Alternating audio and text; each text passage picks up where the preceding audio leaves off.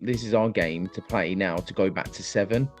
Yeah, yeah. And we don't know when City are going to play their game in hand. We need a goal, and you haven't scored a goal for us again. You've got goals that haven't really made a difference. You've scored one to take us from 2-1 up to 3-1 against Inter Milan. But it gets to a point where you say, right, you finished second this amount of times against a City team that has faltered all season. There was a couple of seasons where Arsenal are just errors away from not fulfilling the roller coaster of emotions which has been going on over the last 4 seasons. But yeah. I'm nervous. And we can talk about the big one. One. Can you actually hear this if I do this? 1 minute. The big one. Oh no. Can you hear me like that? Oh, I've done it in a different. Wait. Big one.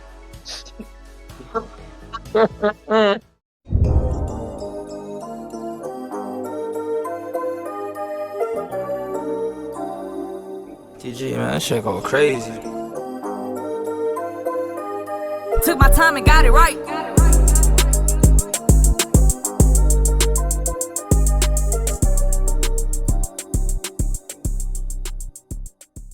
Hi, James here. Just a quick message to say, have you subscribed yet?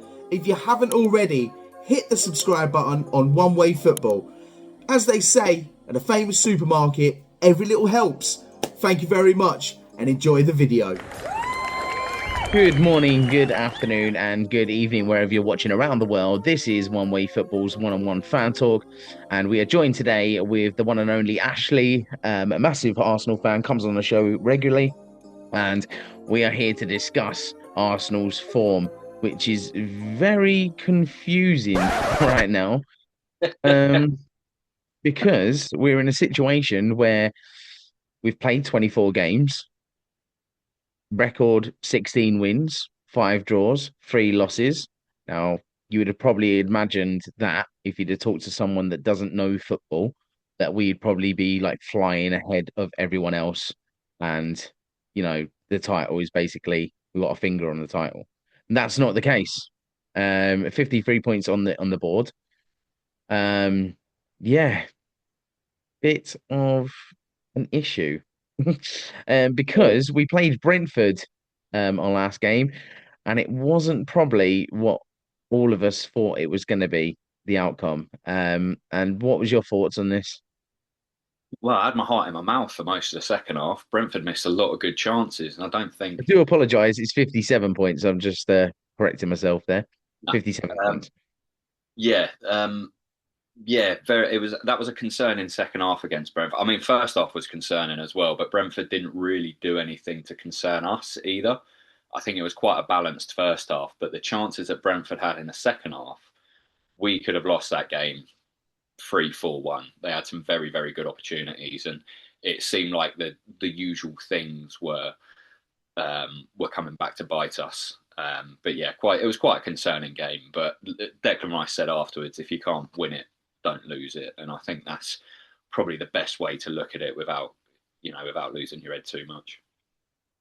I mean, look, are Arsenal no longer chasing the title, or are we just now defending the top spot? Oh, it's a really good question. It's a really good question. I think that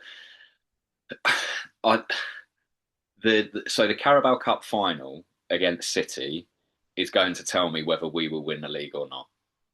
If we win that game and we outplay City, we then have the confidence and the momentum through to the end of the season. And that will tell me that will answer that question for me, whether we're chasing the title or whether we're defending top spot, because it seems now, like I kind of looked at it the other way though as well, because I know where you're coming from. If we win the Carabao Cup, then it's going to be okay. Then it's going to push us to go even further. But it could work both ways.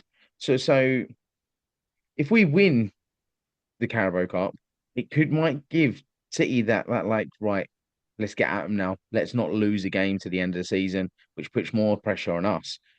Or it could go the other way. City win it, and we do exactly the same things. We've got to win the league now. I understand that, but I think it's more of a mentality thing. We win the Carabao Cup, we've got one over on City. we've got the confidence now. We know that we can win trophies as a collective, as a group, because we've got, we've finished second the last 3 seasons in a row. We've got to a semi-final of a Champions League. We Yeah. can get one trophy into the cabinet. It then turns around to the rest of the team and is, okay, we can go and do this again, and we can do it on a bigger platform. We can win bigger trophies. It will be the catalyst for me. And if we lose, it will then have that thing in mind of, oh, but they could catch us again, and that will tell me all I need to know. Depending on the mentality that we go into that game with, and the one that we come out of it with as well, and that will tell me all we need to know about the league for the rest of the season. I'm sure I seen a post earlier on about Arsenal back in February in 2022, 23, or was it 23, 24, one of them two. And we were like, I think we had like a gap of like 12 points or something like that. And City still managed to catch us up, it was just because of stupid mistakes like drawing against Southampton and Yeah, yeah. So that was a 22-23 season. But so with that season, City were always behind us on games. So if we'd have played 25, they'd have played 24 or 23 or whatever it was. So that points gap that we had was never a true reflection of the advantage that we held over Man City. This season is the truest reflection that we've ever had in a title race. And I think I read the other day that the 9 point gap that we had, even though City did have a game in hand on us, was the biggest points gap that we'd had on a team at the top since the 2003-2004 season, since the Invincibles. So, like I said, if we can maintain, I always said 6 points and more is sort of a comfortable level to be at, because you almost give yourself 2 games of a margin for error. I think anything under that, and it starts to get a little bit hairy and squeaky bum time. But if we can go into the game against City at the Etihad with a 6 point gap, I think we then go on and win the title. But there's a lot to be done between now and then. I mean, Wolves is a good one for us to be in, because obviously we are playing at home. Are we playing at home or away? Is it? No, Away. we're playing away. Oh, Yeah, yeah, see now I've just seen that. Then yeah, playing away. Yeah, because obviously we know that what how this planned out against Wolves last time, and they basically scored all the goals. Um, we've got to put we've got to put a performance against Wolves this time coming around. I mean, we've just seen us dominate like a League One side, which is probably, I thought maybe that we was going to be scoring about 10 goals in this game, but the second half kind of dropped off a little bit. He made a change as well with Kepa coming off, and we seen the young lad Stretford coming on. yeah, Yeah, that was nice to see in that, and some young players coming on. But now we've got to like just forget about that and move on to Wolves, because not the bad thing about being only 4 points clear is the fact that this is our game. This is our game to play now to go back to 7.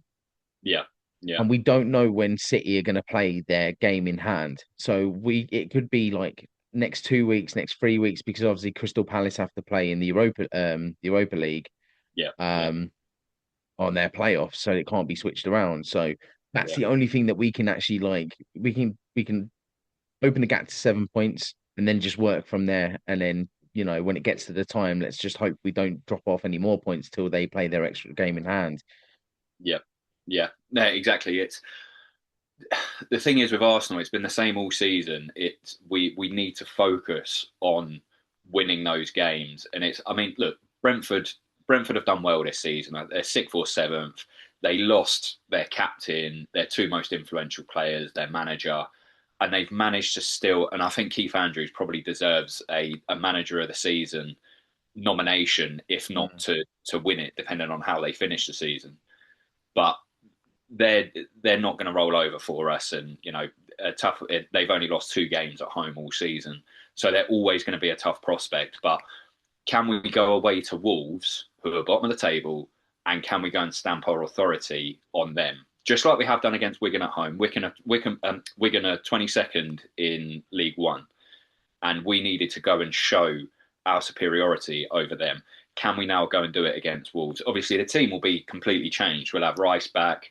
We'll probably Trossard will probably start. Zubimendi will probably start. We'll have our back Yeah, four again. Alafiori seemed to drop out just before the game, but we'll have Hincapié back. yeah, he's Can we picked up a then go knock. in? Yeah, Can we then go and assert that dominance over Wolves as well to be able to get that result to take us yeah, 7 points clear and then put the pressure back on City again? yeah. It's something that we need to look on because we're getting a lot of stick at the moment from that. And yeah, Brentford is a tough side, like you say. They've only lost twice, I think, at home all season. And yeah, it's you just got to take that point and move on. We didn't lose. Do you know what I mean? I think Mm, it would have hurt even more. It's just frustrating to see how bad we were playing. We was yeah, playing bad. mm, It was a poor performance from us. yeah, In some of them passes, I was just going, what is going on here? Would just like to reflect as well on Gokares again because it's becoming a bit of a joke now. I don't know why he didn't bench him and start Jesus. I think mm, that should have been a thing. Brentford. Um, and then it's just he just needs to start. He needs to start picking up his performance because we need these crucial goals. mm.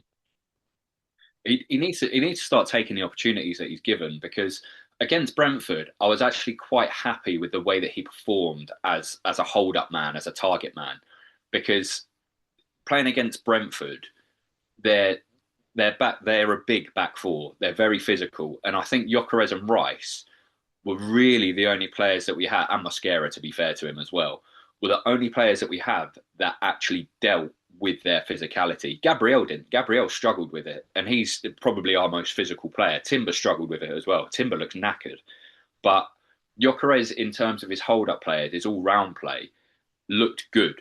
But it's still that question mark over his technical ability and over his ability to actually create something for himself or to finish something which is given to him, which I've still got a doubt about. But I don't think his performance against Brentford was that bad. It's just we need a goal, and you haven't scored a goal for us again. You've got goals that haven't really made a difference. You've scored one to take us from 2-1 up to 3-1 against Yeah, Inter Milan. I think the only yeah. goal he's scored that's actually won us a game was away at Everton, which was a penalty.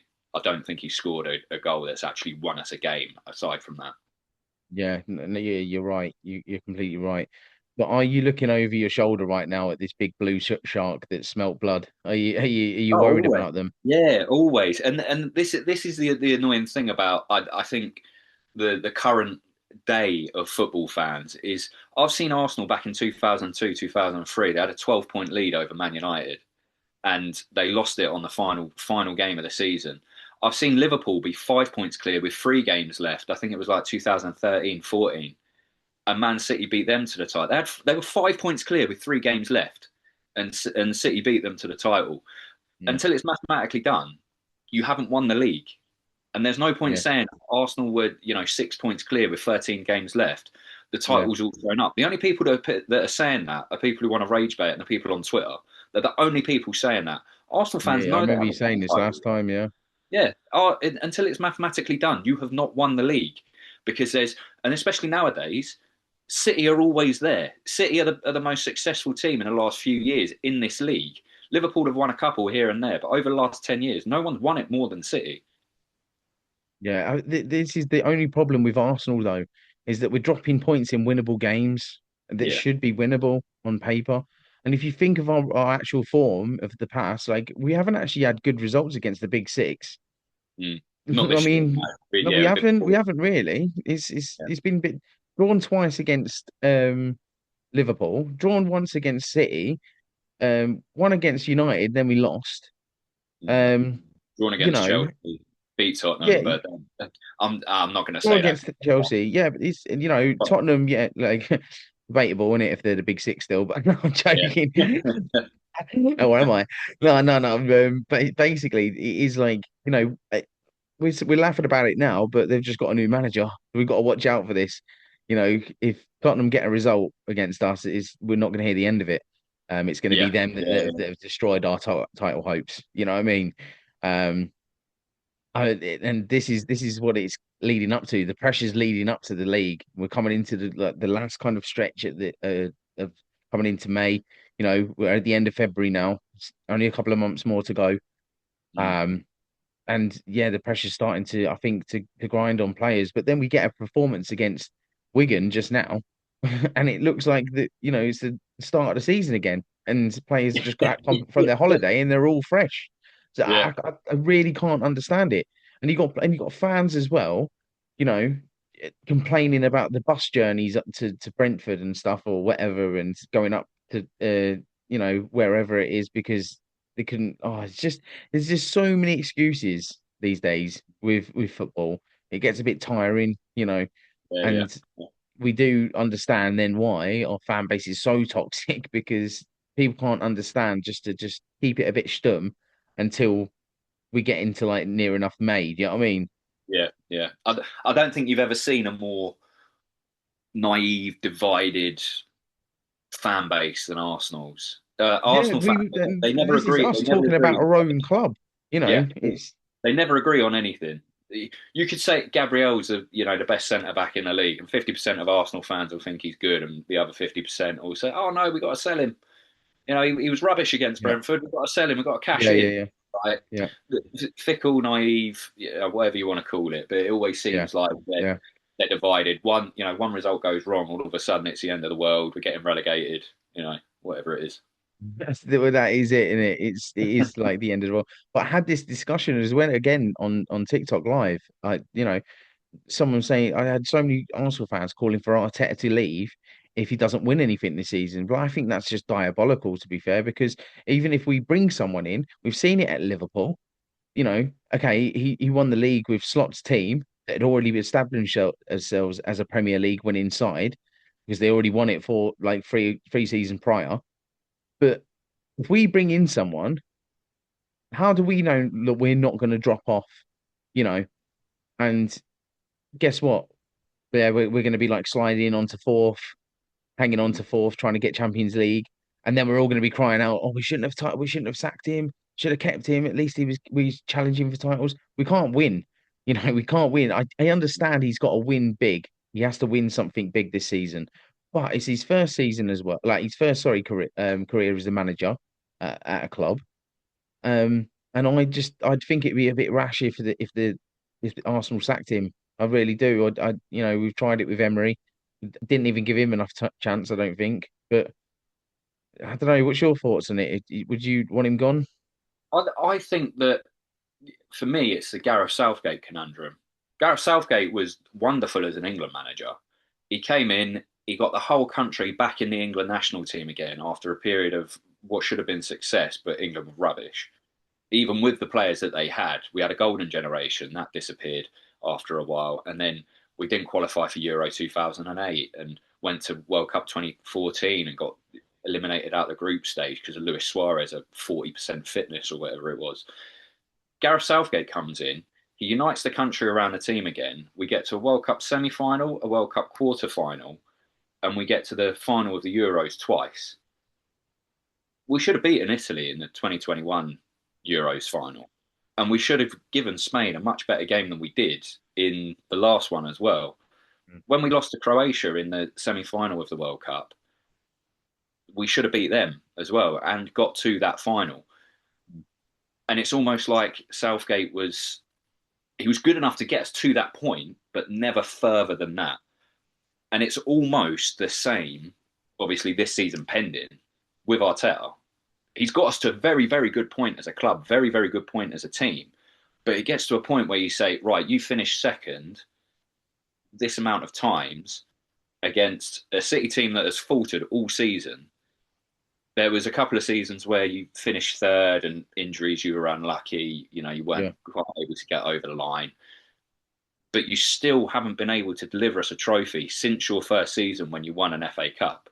And that's why I'm thinking that the Carabao Cup is so big, because if he can win that, that can then provide a foundation and a gateway to being able to win other trophies, get some belief behind him, get some belief behind the club, and get some belief behind the players to say we can actually go and do it on a bigger scale and actually go and make a success of something which has been great so far. It's been excellent seeing Arsenal go from 8th in the league, getting knocked out of Europa League, to then challenging semi-final for titles. Champions League, finishing Yeah, second, being title challengers up until the last day, the last few games.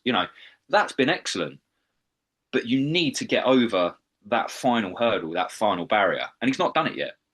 I just think as well that there isn't many choices out there. We've seen That's the biggest thing. Yeah, the biggest thing is who. Do you know what I who mean? Like who comes who in? fills the boots and takes us to that next step because Yeah, I'm looking around at the moment and you've got the likes of Tottenham that the Tottenham fan that I have on here, he said to me, he said like, look, James, I give him a list of people that may be like good for the job, and he'll call them clowns. He called them like, no, I don't want him. I don't want him. So that's from a team that's like fighting yeah, yeah, basically in a relegation zone, and yeah, you'd think they'd be happy just choosing anyone. You know, the list of names that I was giving him wasn't good enough. yeah, So it just goes to show that there isn't really anything out there. And if anyone says, "Oh yeah, but you can get Enrique and stuff like this," is he really going to come to Arsenal? yeah, yeah, exactly. Is he really? Is he going to go? That's really exciting. Really, the Arsenal job. It should be because we should be that big club that drags in these managers. But in the realistic world, we're not. We're not. Yeah, We're not bringing in these names mm, as man. Like I didn't see any of these managers crying out for the job when Arsene Wenger left.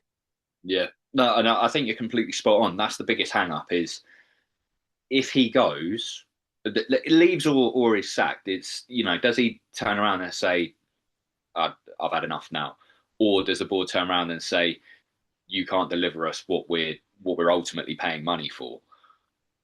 Who then comes in? And that would be the biggest thing, which I would say, who comes in and does a better job, not a job that's as good because he's already done it. Mm. Who comes in and takes us over the finishing line? Who is then able to deliver us those trophies? And Yeah. there's only 5 managers globally, maybe not even necessarily available, but 5 managers globally who you look at that and think they would do it. Mm. And Yeah.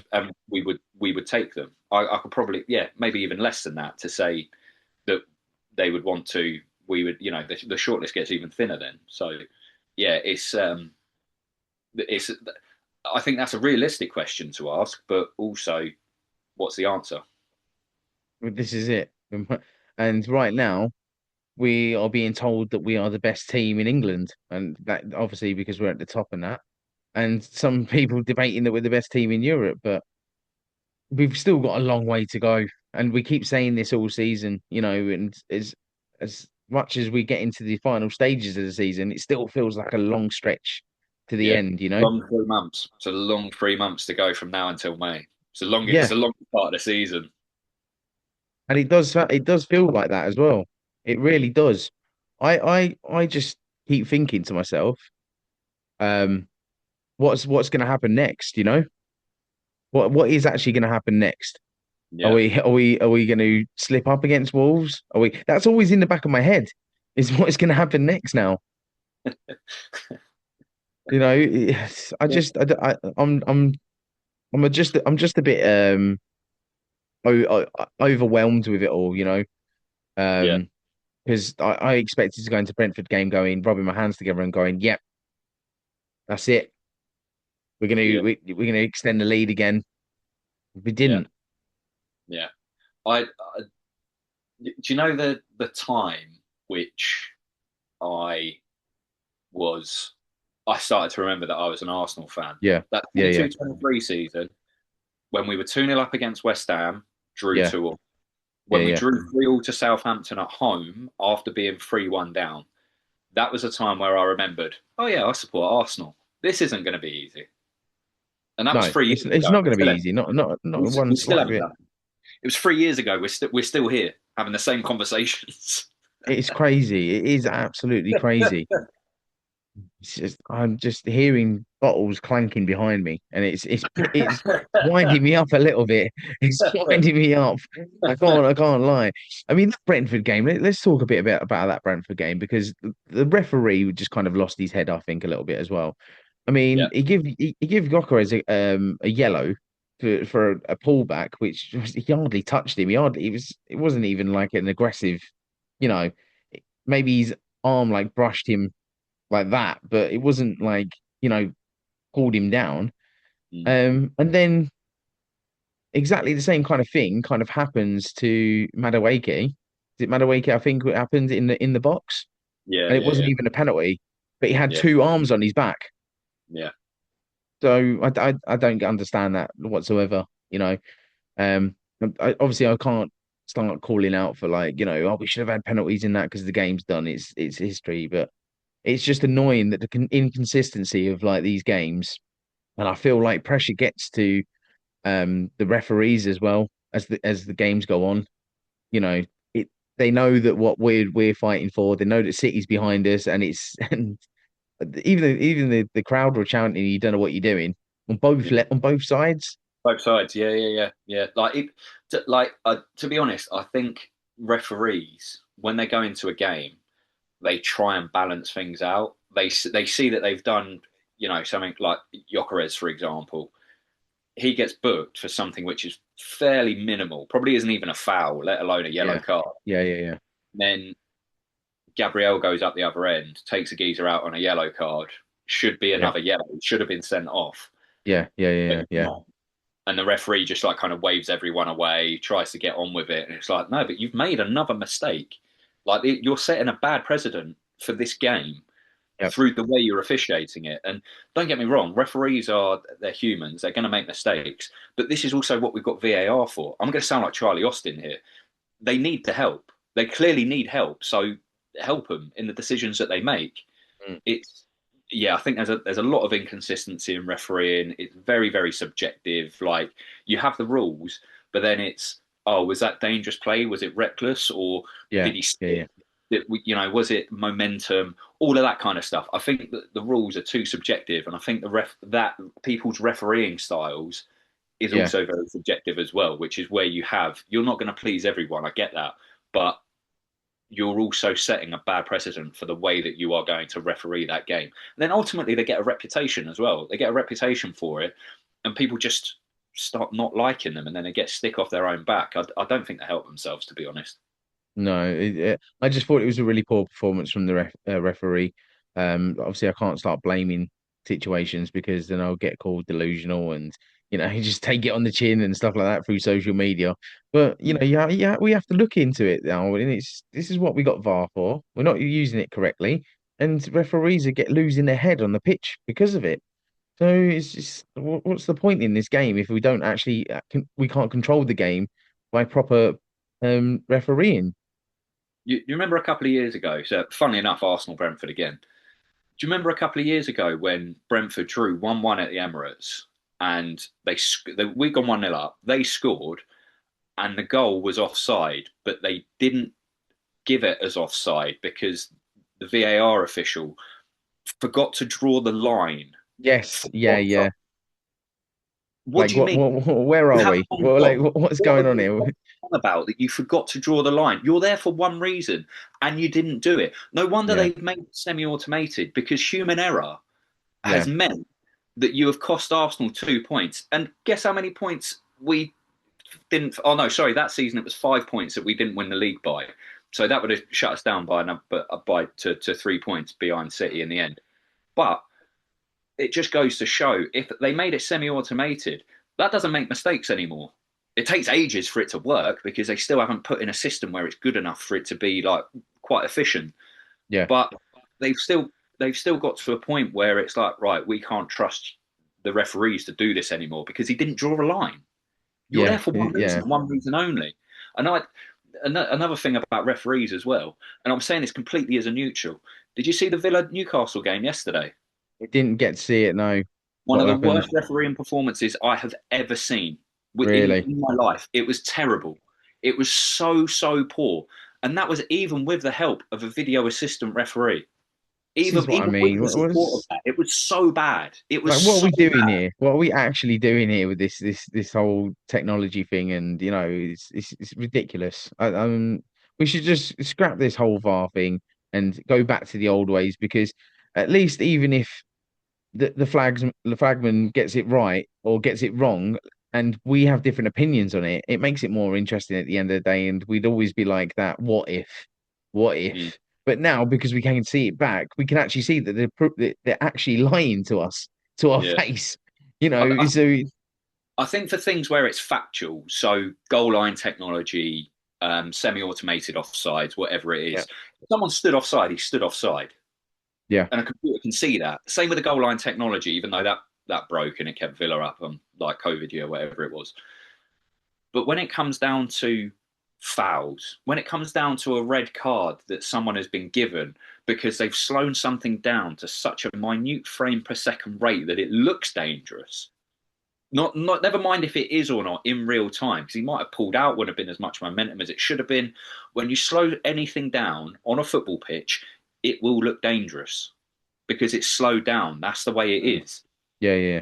I just think it's got to a point where it's they've either got to change it so that it works in a different way or take it out because it Yeah, doesn't work. Even with the VAR there, they're still making mistakes. yeah. Of course, of course. Well, we are coming to the end of this show. We've had our little rant about things. I just want to ask you though, are you still nervous though? Are you still actually? I can see you biting your thumb as we speak. Like, Oh ah. mate, yeah. My fingers bled it already. I've got no nails. Like all my nails are gone. And I've been like this for years now, being an Arsenal fan. But I am nervous because, like, I think in FA Cup games, VAR is not a factor anyway. But Arsenal are one VAR decision away in the league or the Champions League, no matter how well they play, from it going kaput, basically. Like I said, I don't think it's a thing in the FA Cup. So, the conversation I've just had about Newcastle and Villa, that is entirely down to human error. Arsenal are just errors away from not fulfilling the roller coaster of emotions which has been going on over the last 4 seasons. But yeah, Yeah. I'm nervous. Yeah, it's like we say, there is a long road to go still. So we're not going to go through because usually we do our next 5 games on the predictions, but I'm going to get you back on the show after the Wolves game, because we've got a big one coming up next Sunday, which we've got to win. That's a must win. I don't even care Yeah, if it's about the title or if it's about this. It's just a must win that game. have to win it. Um, Have to win it. Yeah, agreed. doing the double on them lot down the road would be absolutely phenomenal, just for the sake of it anyway, and might even put them in a worse position than If we win the uh, league and get relegated, I can just go and sit on a mountain somewhere, cross-legged, and float about that far off the ground. It'll be unbelievable. it's true though, it's true, yeah. But in some cases as well, I feel like I would. This is really hard for me to say, but I feel like I'd miss them in the Premier League. Oh, I wouldn't. I'd laugh at them. No, They're no, I would laugh at them. hilarious. I We'd would have laugh at them, Scotland Day but every no, no, year. no, no, no. Hear me out. Hear me out. It's because them days of like when you get the fixtures out, and then the first thing you look at is where's Tottenham, Arsenal. Yeah. I hear it. Yeah. I get it. So Yeah. in a sense, I would kind of miss having Tottenham in the Premier League, as Yeah, much as I hate them. But just for that sense of excitement of like, yeah, that's the date. It's the date I've got to get off. That's the date that no one's going to be speaking to me. I've got to watch this yeah, game. yeah. It's a big day for us and it's a big day for them as well. So that will be missed. But in other senses, if we did win the league, if and if they got relegated, that that would just be for like a massive, massive St. That Tottenham's day would day. be, oh, oh, that would be It super. just Yeah, it would be absolutely crazy and immense, and that parade, my God, just I'm just telling you now, Yeah, even if you don't go down and we win the league, Tottenham fans just better go and hide because there's no yeah, hiding from us. yeah. Like you better go and find a good spot and stay there because we'll be the champions of hide and seek. We'll be coming for you. Um, but look, listen, let's just get into the Wolves Arsenal game very quickly before we end the show. Just your thoughts on this game because obviously quickly we got a chance to go 7 points clear. We don't Yeah. know, obviously, like I said before, City going and doing their game in hand whenever it is, but we've got that chance to open the gap for at least a few weeks. Yeah, I think. Look, we've had the opportunity to rest a couple of players, or give them limited minutes at least. Saliba getting the minutes that he got tonight was good because he missed out of the Brentford game through illness. Rice has been completely rested, Gabriel rested. Being able to, and Zubamendi come on for like the last 10, 15 minutes, whatever it was, and Saka getting some good minutes again as well. I think that us having that was quite key. I wouldn't have been as confident if I said it in one of my videos recently. The FA Cup's been very kind to us in terms of the draws over the first 2 rounds.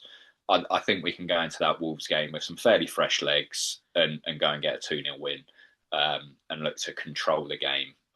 Very similar to how we did against Leeds and and some of the other away games that we've had. But I'm hoping for a good 2-0, another clean sheet, couple of goals, and just an assured performance. Hopefully, it gets a bit of consistency and some consistency in individual player performances as well, because it's something that we've been missing recently. If two or three players play well, 7 of them won't. We just need to get all the team firing again. Yeah, no, well, listen, Ashley, it's been great having you on the show once again to talk about our beloved club, Arsenal, and let's just hope we can open that gap up even more and just go on a massive charge now for the title. But I will get you on after the Wolves game before Sunday, maybe, and we can talk about the big one, one. Can you actually hear this if I do this 1 minute? The big one. Oh no, can you hear me like that? Oh, I've done it in a different. I've done it in a different. Wait. Big one. Completely the other way around. Go on, do it again. You got the deep one now. Yeah. So basically, we've got to be prepared for Sunday for big one. The big one indeed. Oh, yeah, come on, Arsenal. Yeah, come on, Arsenal. Let's get these Wolves out of the way, get the 3 points, and move on to Sunday. For Ashley, thank you very much for coming on. Love to have you on the show, and don't forget to follow Ashley on his TikTok. I'll put a link in the description below and in the comments as well. And look out for all our content on TikTok as well. We've got a brand new page on there, One Way Football. You can see some short videos of some clips from these videos. So from me and Ashley, thank you very much for coming on the show and watching our video. And we hope to see you very, very soon. Hit that like and subscribe button. Ciao for now. Cheers, mate.